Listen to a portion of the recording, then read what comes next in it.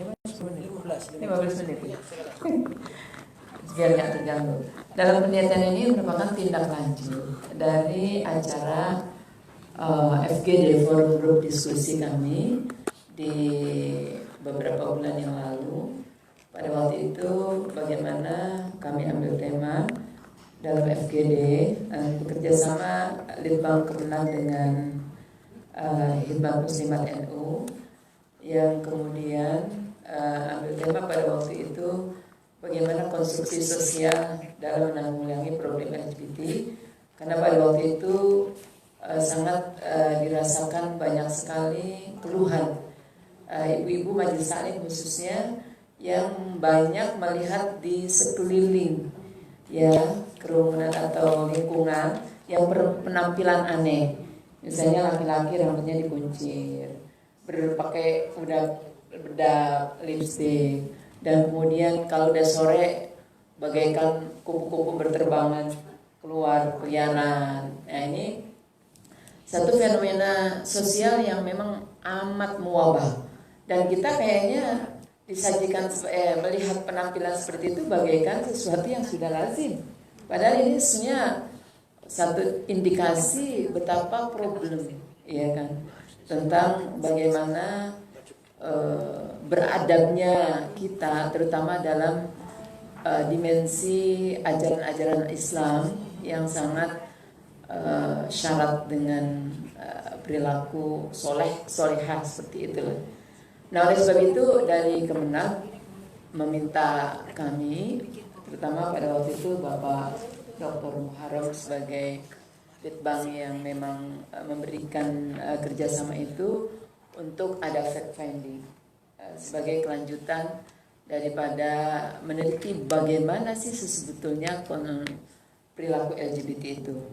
Itu kira-kira. Nah, makanya di sini kami ambil strategi penanggulangan problem LGBT pada masyarakat beragama di DKI Jakarta, yang pada dimensi ini sebetulnya majelis taklim nanti yang akan kita coba angkat untuk berpartisipasi aktif dalam rangka mencari solusi terhadap meminimalisir lah tentang gerakan ini.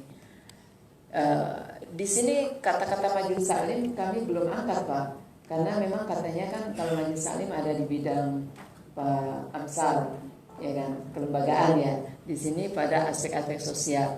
Namun demikian ini korelasinya nanti sangat kuat ya. Bagaimana mensinergikan, ya kan, antara apa yang menjadi problem pada individu-individu, kemudian majelis taklim kita angkat sebagai satu lembaga yang bisa berpartisipasi aktif tersebut. Baik. Kami akan mulai latar belakang. Berbicara LGBT tentu saja ini kita ambil dari pendapat Ibu Menteri Kesehatan, Ibu Nila Juwita Muluk ya. Begitu juga dalam buku Sukanto Sarjono dalam sosiologi atau pengantar, ada kepanjangan dari LGBT, L-nya lesbian, perempuan menyukai sama perempuan, gay, G-nya gay, laki-laki menyukai sama laki-laki, biseksual, orang yang dapat tertarik dengan laki dan perempuan, atau perempuan sebaliknya, transgender, orang yang memiliki penampilan atau perilaku berkebalikan dengan jenis kelamin. Nah, kemudian kita bicara perilaku seksual kelompok LGBT ini dalam ajaran agama, ya memang udah sangat dilarang, karena ini sejarahnya sejak zaman Nabi Lut, sesuai tergambar dalam surat Al-A'raf 80. Di situ karena fahisha, kata-kata fahisha ini yang kemudian membuat sesuatu menjadi haram. Kemudian juga dalam hadis Rasulullah tergambar secara jelas ya, salah satu di antaranya la yanzurur rajulu ila auratir rajuli wala mar'atu wala yaghuddur rajulu ila arjuli fi thawabil wahidi wala taghuddul mar'atu ila al-mar'i fi thawabil wahid. Enggak boleh laki-laki itu memandang laki-laki ya dengan rasa sesuatu yang punya indikasi menimbulkan syahwat lah gitu. Kan beda Pak, memandang dengan biasa dengan memandang ada sesuatu ya itu berbeda. Ini nggak boleh. Ya cepet-cepet kalau seandainya terjadi segera harus nggak boleh bilang begitu. Begitu juga ya walal mar'atu ya perempuan ya nggak boleh juga seperti itu. Wala yaghuddur rajulu ila arjalihi tawabil wahid. Dan juga tidak boleh laki-laki itu ada dalam satu selimut. Ya. Di sini atau baju pakaian. Di sini diartikan satu selimut katakanlah. Seperti itu. Wala taghudul mar'atu ilal mar'i, dan begitu juga perempuan dengan perempuan nggak boleh. Nah, ini karena salah satu indikasi betapa hadis Rasulullah udah sangat tegas dan jelas itu adalah haram, dan para ulama semua mengharamkan tentang LGBT. Kalau bicara sejarah LGBT memang prosesnya panjang. Kami sudah kemukakan di dalam paper yang kami sudah store. Nanti waktunya nggak ada. Akan tetapi kita di sini mengangkat saja tentang dilema LGBT di Indonesia. Walaupun secara sekilas kami boleh sampaikan sudah yang pasti 22 negara dunia termasuk negara-negara besar Inggris, Amerika, yang pertama kali ada Belanda, Prancis, ya kan. Kemudian yang terakhir sekali kira-kira tahun kemarin 2000-an itu Amerika yang melegalkan tentang bahwa LGBT itu sesuatu yang memang nggak perlu dipersoalkan, nggak perlu diperdebatkan. Kemudian ketika kita melihat dilema LGBT di Indonesia, ya dalam perspektif pembukaan Undang-Undang 1945 berdasarkan ketuhanan yang Maha Esa, di situ saja sudah satu konsekuensi logis bagaimana orang Indonesia sebetulnya patuh pada ajaran agama. Ya Muslimnya dengan Islamnya, kemudian Kristen dengan dan seterusnya. Dari sisi lain belum ada ketegasan hukum positif ya dalam KUHP di sini yang mengatur perilaku penyimpangan seksual LGBT karena dianggap itu dimensi HAM. Jadi sampai sekarang hasil dari FGD kami itu beberapa pakar hukum ya termasuk Profesor Dr. Muhid ya itu memang hand up. Kami dari NU katakanlah, karena kami waktu itu bekerja sama dengan Hidmat Muslimat NU yang bicara beliau-beliau, salah satu di antaranya, walaupun kami ambil dari pakar hukum, kami ambil dari psikolognya, ya kan, dan kami ambil dari patologi sosialnya, ya itu mengatakan yang pakar hukumnya kami udah hand up, angkat tangan, karena berjuang bagaimana pasal demi pasal untuk diajukan ke delik pengaduan itu menjadi tindak pidana katakanlah begitu, tidak ketemu karena ini lebih dominasi HAM.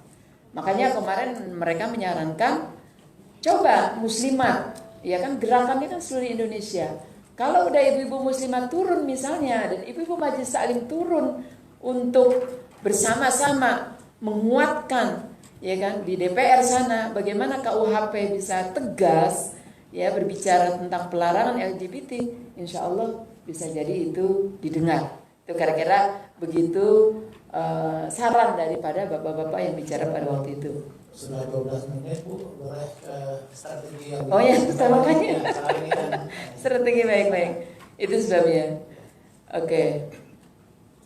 Nah bahayanya pasti nih secara medis itu sangat bahaya ya perilakunya. Kemudian kenapa ini kita kemudian melarang, karena ini baik dari segi pribadi, dari segi medis, dari segi hukum sosial dan masyarakatan semua berbahaya. Kemudian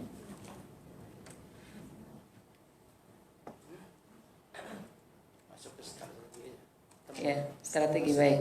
Oke. Rumusannya udah jelas ya, bagaimana apa saja faktor penyebab terjadinya, ini juga sudah jelas. Sekarang strateginya, metode penelitiannya sudah ada juga. Biasa kualitatif memang yang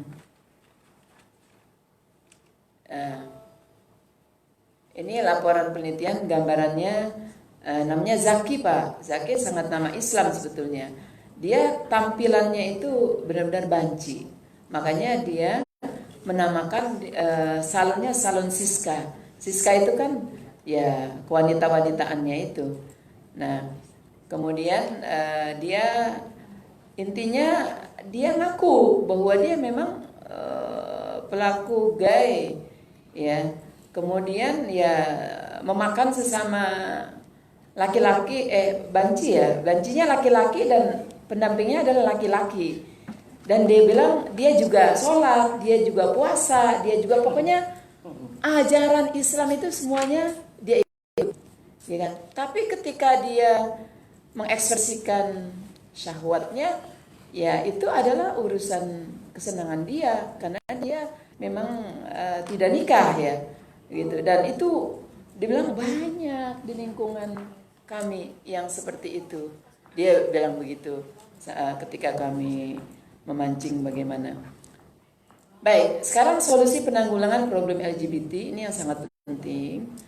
Pertama, kami di sini karena ini lembaga Majelis Taklim ya, Hikmat Muslimat itu himpunan dai yang badan perangkat Majelis Taklim, di dalamnya penguatan optimalisasi peran dan fungsi Majelis Taklim. Nah, di sini kami memang angkat secara global ya atau secara menyeluruh. Pertama, Majelis Taklim sebagai tafaqquh-fiddin. Ya, ketika itu menjadi tafaqquh-fiddin pasti dia adalah di dalamnya bagaimana sosialisasi tentang masalah-masalah bahwa agama itu sangat melarang. Kalau ini disosialisasikan sudah jelas, insya Allah kayaknya makin bisa mendekat jawaban-jawaban. Kemudian pusat pengkaderan, pusat penguatan ekonomi umat, wadah persatuan, ya dia bersatu Pak di dalam kelompok kaum gay mereka. Jadi kalau udah pengajian itu ya gay gitu. Itu pusat informasi silaturahim, kemudian wadah untuk membangun dan mengembangkan budaya bagaimana Islamic culture-nya. Kemudian wadah rekognisi. Nah, itu yang strategi pertama. Jadi kita Majelis Taklim ini bagaimana supaya memahami, dioptimalkan peran dan fungsinya. Begitu juga yang strategi yang kedua, ini ada Juknis Pola Bina, Pak. Juknis Pola Bina ini langsung kepada bimbingan teknis, ya. Nah, karena Majelis Taklim ini sebagai sebuah institusi atau lembaga yang memang memahami di mana statusnya, di mana dia tempatnya. Lalu kemudian di dalam Majelis Taklim juga ada SDM, ada ustadz, ada guru, ada murid. Nah, mereka yang punya kasus-kasus seperti ini didekatin, ya kan? Semua berperan serta, gurunya, kemudian pengurusnya, kemudian muridnya. Ya. Berikutnya, nah ini yang karena memang ya oke. Lanjut. Yes, kemudian yang terakhir di sini konteksnya adalah bagaimana fungsi sosial Majelis Taklim itu di tengah-tengah masyarakat. Nah, ketika bina networking, ini Majelis Taklim betul-betul memahami dia di lingkungannya, ya kan? Bagaimana Majelis Taklim itu membangun kekuatan antara jamaah dan keluarga. Ketika internalisasi kekuatan Majelis Taklim itu dibangun, insya Allah kan jamaah Majelis Taklim itu ribuan, ratusan, bahkan di DKI Jakarta itu ada hampir sekitar 6.000 Majelis Taklim. Kalau itu memahami bagaimana dia juga berperan serta terhadap keluarganya, insya Allah akan sangat bisa teratasi. Begitu juga Majelis Taklim harus mengakses tokoh masyarakat, renyah remaja masjid, kemudian RT RW, masyarakat sekitar. Nah, ini dibangun satu kesatuan yang padu. Makanya saya setuju dengan apa yang disarankan oleh Bapak Direktur Pak Muharram. Ini ada tindak lanjutnya. Nah, ini menjadi TL barangkali apa yang kami dapat sampaikan hasil dari penelitian ini, yang kemudian sangat bagus kalau seandainya Majelis Taklim itu difungsikan secara optimal, ya kan? Untuk melalui Juknis Pola Binanya yang kami sampaikan. Karena dengan melalui Juknis Pola Bina itu bimbingan teknisnya udah ada Pak. Kami siap ya. Jadi rekomendasi pentingnya ada pendekatan persuasi, membangun kekuatan silaturahim dengan membangun nilai-nilai edukasi profesi mereka. Jadi kita pada saat mereka itu ada gejala-gejala yang tidak lazim, kita dekatin, bukan malah dicemooh. Ya, ini kan selama ini kita bertolak belakang.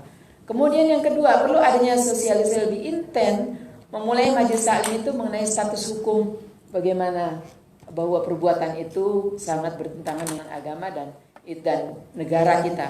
Kemudian majelis taklim juga sebaiknya terlibat secara aktif melakukan pembinaan kepada warga masyarakat dalam menanggulangi problem-problem LGBT.